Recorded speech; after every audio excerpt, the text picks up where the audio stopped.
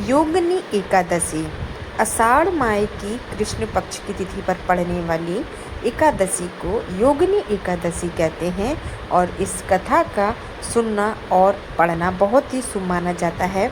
इस व्रत को करने से सभी प्रकार के कष्ट दूर होते हैं। चलिए जानते हैं योगिनी एकादशी की व्रत कथा क्या है। स्वर्गलोक में एक अलकापुरी नामक नगरी थी, जहाँ का राजा कुबेर था। कुबेर जी जो थे वहाँ के राजा थे और वह शिव भक्त थे। शिव जी की पूजा आराधना विधि पूर्वक करते थे। उनके दरबार में एक माली था जिसका नाम हेमा था। वह प्रतिदिन मानसरोवर से सुंदर पुष्प तोड़कर लाता था और पूजा के लिए देता था। प्रतिदिन का कार्य था, लेकिन एक दिन वह जब मानसरोवर पुष्प तोड़ने के लिए गया तो उसने वहाँ पर अपनी पत्नी विशालक्षी को देखा। वह बहुत ही देखने में सुंदर थी और वह देखकर मनमोहक हो गया और फूल न लाने की वजह वह उसके साथ लीलाएं करने लगा। काफ़ी समय होने के बाद जब कुबेर के पास फूल नहीं पहुँचे तो वह बहुत क्रोधित हुए, क्योंकि उनकी पूजा अधूरी मानी जा रही थी। वह बिना पुष्प के पूजा नहीं करते थे।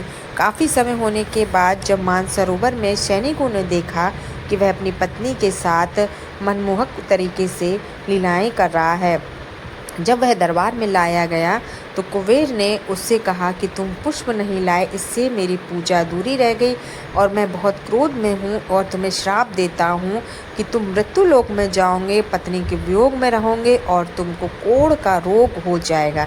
ऐसा श्राप देते ही वह जो माली था वह पृथ्वी पर आ गिरा और उसको शरीर में बहुत पीड़ा और कई तरीके के रोग उत्पन्न होने लगे और उसकी पत्नी से कई बार उसका रिश्ता टूटा। वह पत्नी वियोग में तड़पने लगा।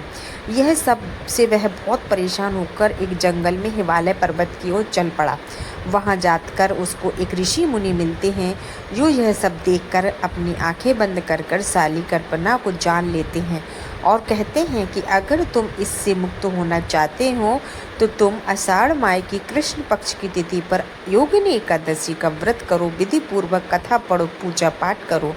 इससे तुम्हारे रोग कष्ट दूर होंगे और तुम मृत्यु लोक से वापस स्वर्ग लोक चले जाओगे और इस रोग से मुक्त हो जाओगे और इस श्राप से भी मुक्त हो जाओगे।